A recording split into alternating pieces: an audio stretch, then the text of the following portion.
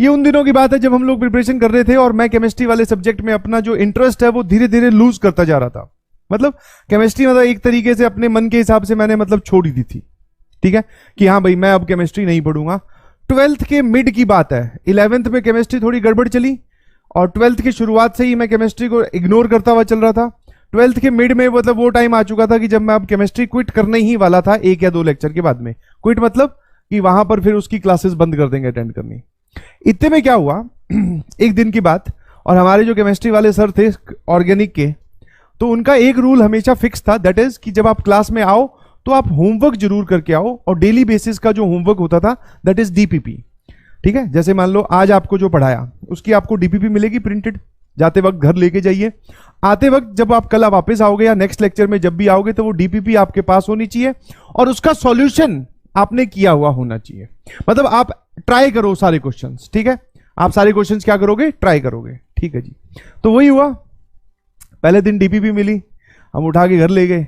Chemistry की वैसे कहाँ डीपीपी कौन, मैं तो नहीं सॉल्व करता था ऑब्वियसली, क्योंकि उसमें इंटरेस्ट नहीं था, पढ़ाई ढंग से कर नहीं रहे थे, समझ में आया।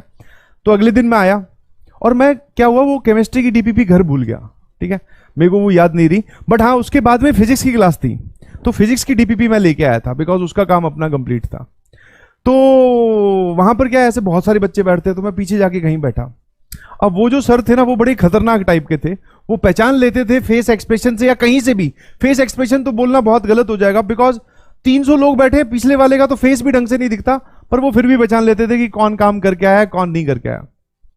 उन्होंने 2-3 सवाल डिस्कस करने स्टार्ट किए, चौथे 5वें सवाल पे आए होंगे, इतने वो मुझे बोलते हैं पीछे से उठाकर, बोले हाँ वो जो कॉर्नर वाले चश्मे वाले भैया हैं वो खड़े हो जाओ। हाँ, केमिस्ट्री क्लास में अपन पीछे ही बैठते थे। हाँ, तो मैंने खड़ा हो गया, बोले कि डीपीपी लेके आए हो। अब घबराहट में मैंने क्या किया, हाँ सर मैं लेके आया हूं। बोले दिखाओ, तो मैंने क्या किया, फिजिक्स की हीरो बनते हुए, शाना बोलते हैं जिसको, शाना बनते हुए फिजिक्स की डीपीपी निकाली, उठाकर ऐसे दिखा दी। उन्होंने मुझे बोला बैठ जाओ। मैं क्या, बच गए, बहुत बढ़िया। देखा चाचा चौधरी वाला दिमाग, बच गए। फिजिक्स की डीपीपी दिखा दी और सब लोग इधर जो अपने बोलते ना पीछे बैक बेंचर्स का जो माहौल होता है, वो सब लोग वाह वाह ही कर रहे हैं। बोले वाह यार तूने सही टोपी पहनाई है। मैंने कहा हाँ ठीक है, अब आगे देखो, चलो पढ़ाई करो। इतने में थोड़ी देर बाद में वो चौथे 5वें क्वेश्चन पे थे, फिर आगे 8वें 9वें मतलब 8वें 9वें क्वेश्चन पे आगे डिस्कशन में। फिर मेरे को बोलते हैं वो चश्मे वाले भैया वापस से खड़े हो। मैं हो गया खड़ा। बोले एक बात बताओ, ये ऑर्गेनिक में वेज कब से आने लग गया, वेज वेज समझते हो ना, हाँ, कि ऑर्गेनिक में ये वाले सवाल कब से आने लग गए। और जैसे ही उन्होंने ये बोला, क्योंकि शायद उनको ये दिख गया था, बट वो दिखना भी असंभव है, पता नहीं कैसे उन्होंने पहचाना। बोले ये ऑर्गेनिक वाली डीपीपी में ये सवाल कब से, ये कहां से आने लगे। फिर मुझे दोबारा पूछा कि तुम सच में डीपीपी लेके आए हो। फिर मैंने कहा ऐसे कर रहा था। बोले आ जाओ आगे आ जाओ, ठीक है। हाँ, फिर वही, वहां पे तो ऑब्वियसली बेइज्जती ही होती है, क्योंकि बेइज्जती जब होगी तभी तो आपके अंदर कुछ चीजें छिड़ेगी, और छिड़ेगी तभी तो तुम कुछ बदलाव करोगे। हाँ, तो जम के बेइज्जती की।